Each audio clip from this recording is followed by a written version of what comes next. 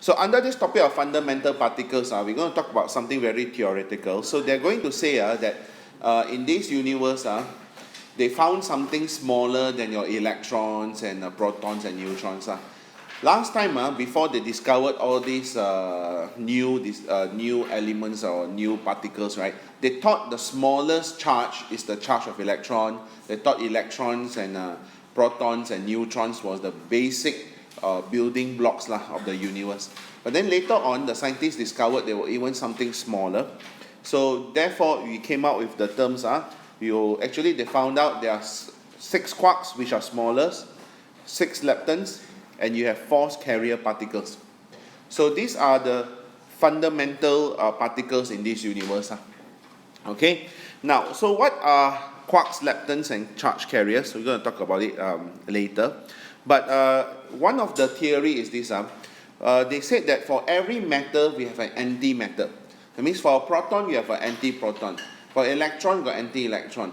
For each of y'all, there's another person which is anti-y'all.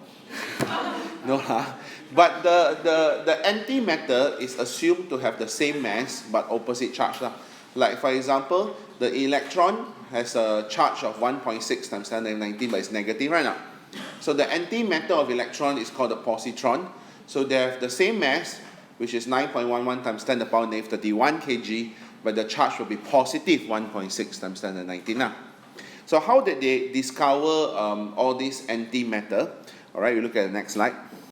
So this is a bubble chamber. So you have a superheated liquid. That means what they will do is, they will raise the temperature of the liquid until just below the boiling point, and then they reduce the pressure.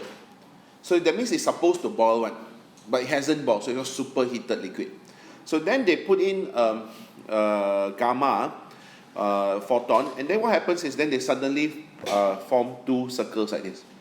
So these bubble chambers are actually in a magnetic field. So the particles that form from that photon, the gamma photon, actually one curve to the right, one curve to the left, showing you that one of the particles that are formed has a positive charge and one have negative charge because they move in opposite directions. So what you have is actually matter and antimatter. Therefore, they have opposite charges but same mass. That's why you notice that their path is sort of like looks the same but just opposite direction. Alright, so that is the discovery of matter and antimatter. But in this universe, it is very hard to find antimatter. Why? Even the scientists are not sure. Because they know there is because they managed to prove this antimatter coming out. But why do all this antimatter, why can't you detect most of them? We don't know, but we know they exist. So let's talk about quarks now. So one of the type of fundamental particles we have are quarks. So there are 6 types of quarks. We call it flavors. Okay, so 6 flavors of quarks. You will have pairs so you have up and down, charm and strange, top and bottom.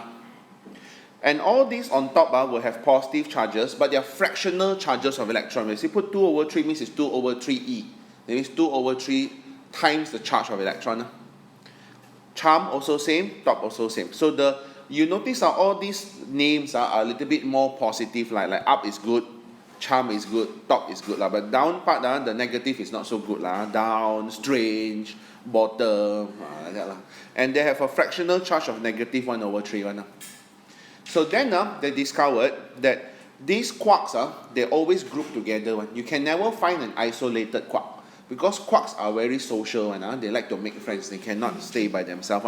So when they group together, we call them what? We look at next slide.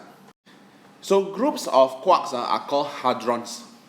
Hadrons. So hadrons can be subdivided further to 2 groups, which are baryons and mesons. Okay, so baryons are hadrons which are made of 3 quarks, whereas meson is made of 1 quark and 1 antiquark. So you notice they are always social they never alone these quarks. So if you group together, examples are protons and neutrons. Those are examples of baryons. Because a proton is made of what? 2 up quarks and 1 down quark. So how do you get these 2 up quarks and 1 down quark? Now remember what is the charge of a up quark? 2 over 3e, right now. So 2, wait, so 2 times 2 over 3e, that is 2 up quarks, right? And plus 1 down quark. So plus 1, negative 1 over 3e, what does that give you? 3 over 3, 1. Which is e, lor. Isn't that the charge of a proton? Yes. Positive e. So that's how you figure out what is the composition of the proton, how many quarks. Okay. But what is the charge of neutron? UDD. Charge, neutral, right now. So therefore you will have 1 up quark and 2 down quarks. Because 1 up quark will be 2 over 3e plus 2 down quarks, so it's 2 times negative 1 over 3e. So you get how much? 0, right now. Yes. So that's why your neutron is 1 up quark and 2 down quarks. Okay. Alright, so then you have also another group of hadrons called the meson. So you just have to know a few examples of mesons only lah. For example, a pion, which is made of 1 quark, 1 up quark, and 1 down antiquark. So what's a down antiquark? Is an antimatter for a down quark. So like for example, a down quark has negative 1 over 3e, right? So a down antiquark will have positive 1 over 3. Same mass but opposite charge. Understand? Another example is K meson. So K meson is made of strange, I think here I'll show you. So 1 strange quark and 1 up antiquark. Okay, and then you have its antiparticle, which is the K plus meson. It will be opposite lah. So it will be up quark and 1 strange antiquark. So it's just opposite to this. So up antiquark become up quark, strange quark becomes strange antiquark. Okay, just have to know the examples only, no worries. And then K0 meson. Now K0 meson means it's neutral. So down quark and 1 strange antiquark. Because what is a down quark? Negative 1 over 3e. Strange quark is supposed to be negative 1 over 3e. So strange antiquark is positive 1 over 3e. So you add up together, you get neutral. Understand? And then you try this K minus meson. Strange quark will be negative 1 over 3e. Up antiquark will be negative 2 over 3. So up antiquark, sorry, what am I talking about? Strange quark is negative 1 over 3e. Up antiquark is how much? Negative 2 over 3. Negative. So you add up together, what do you get? Negative E. Negative e. Okay, so you now have to add them up together. Okay, let's try one more. Up quark is how many? Strange antiquark is? 1 over 3. So you add up together, it give you? Positive 1, positive e. Alright, you understand how to calculate now? Okay? So there's another group of particles called the leptons. So there are 3 leptons with charges and then another 3 leptons without any charges. So you'll see in this. So the 3 types of leptons which are charged will be your famous lepton, which is electron. So your electron is a type of lepton, plus 2 other charged leptons, which are your muon and tau. Now each of them will also have a type of neutrino. So there are 3 types of neutrinos as well. But these neutrinos have no charge, very little mass and very hard to find.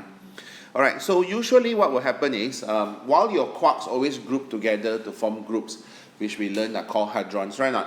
Okay, and what is the 2 types of hadrons? Meson and baryons, right? So, but then your leptons, they are very individual one. They don't like to group. So who did they group together with their own fleas? That means if you can assume that these tigers here are actually your leptons, right? Which is your electron, your tau, and your muon. Each of them will have associated neutrinos. So you have electron neutrino, tau neutrino, and muon also neutrino. So they will exist in pairs. So these 2 will come together, this will come together, this will come together. That's why they draw it like their fleas, because the fleas will follow the animal. Correct or not? Okay? But usually, the heavier leptons are not found one. Usually, you only find what? The electron. Because why? The other two heavier leptons, right? Because these two are very heavy leptons. They will usually decay to smaller particles, smaller leptons. So you mean not to say never, very, very difficult to find them. Okay? So you just have to know the names of all these categories. So leptons, give an example, electron, tau, and muon. And then these are the neutrinos. So the ones that you will usually see are it will be the electron and the 3 neutrinos, because they're the smallest. When they are smallest, they don't decay. But because tau and muon are big, right, they tend to decay. All right.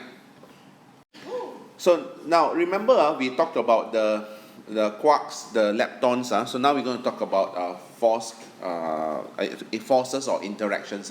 So the conclusion is like this. No, in this universe, the most basic things that make up the universe will be your 6 quarks, your 6 leptons, and also the force carrier particles, which gives you the forces or the interactions. Now you see, when they talk about the 4 different types of forces, it's actually very confusing, because some books on some websites will use interactions, some will use forces.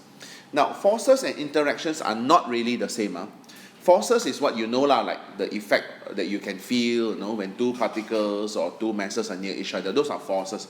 But interactions cover a larger spectrum. That means they include forces, but they also include like decay and annihilation.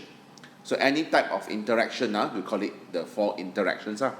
So generally, there are 4 types of interactions or forces. They sometimes interchange them, because the forces are part of the interactions. You have gravity, okay, and the force carrier particles are called gravitons. Then you have your weak interaction, and the force carrier particles are your W plus and your W minus and your Z0. And then you got the electromagnetic force, or which is given by the force carrier particles, photons, and then you have strong force, which gives you, which is actually carried by the gluons. But in your syllabus, you don't learn any of this. You only learn this. You only learn about the weak interaction. So what is weak interaction? Weak interaction acts on quarks and leptons, and it gives you the decay. Remember beta decay? So in beta decay, we said that a neutron actually splits to become a proton and electron. Right? So why does it decay? It's because of these particles, which is W plus, W minus, and Z0. So we're going to learn about 2 decays today. One is the beta decay, which is a normal negative one, and the one is a beta positive one. All right, decay.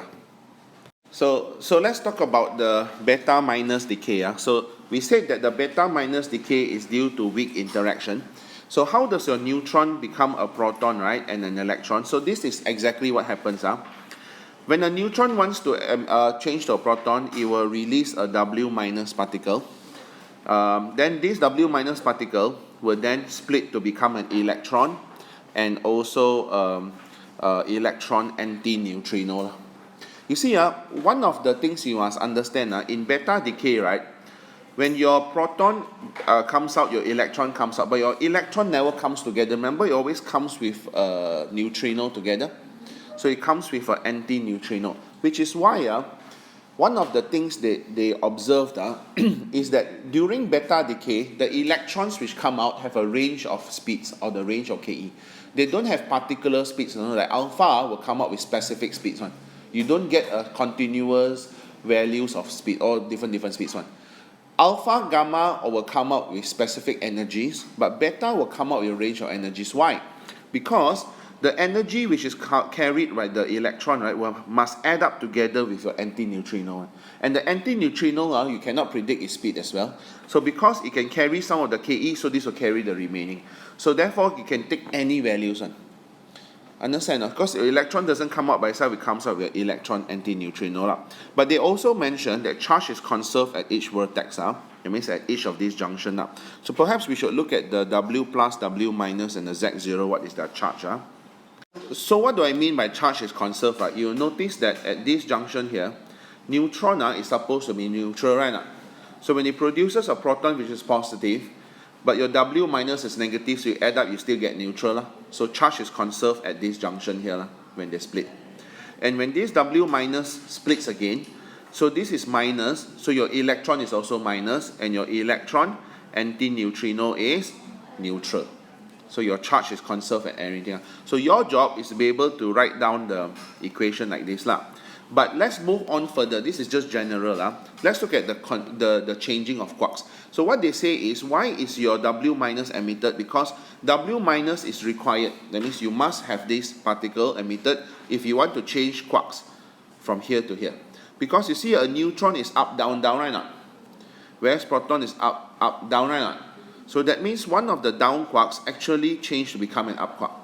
So whenever one quark changes to another quark, it must come out with either a W minus or W plus or Z0. That's a weak interaction, which is required for changing of quark flavors. So therefore, you can actually break this down to here. The rest of it is the same. Okay, next one. Okay, so now we talk about beta positive decay. So beta positive decay will be opposite. So now you have proton decaying to become a neutron. So when the proton becomes a neutron, it must emit a W plus particle, because you see charge is conserved. Proton is positive, right? So it becomes neutron, there's no charge, so this must carry the positive charge. And then from this W plus, it splits further, so it generates a positron. So the antimatter of electron is called a positron. That means same mass but opposite charge. So you generate a positive charge here, so this charge is conserved, and this is your electron neutrino, which is what? Neutral. So once again, if we break down this to smaller parts, you'll notice that proton is up, up, down, neutron is up, down, down. So one of the up quark must change to a down quark. So when the up quark changes to a down quark, that is why it has to emit this W plus particle. Okay? Right, so that is just the equation that you have to be familiar.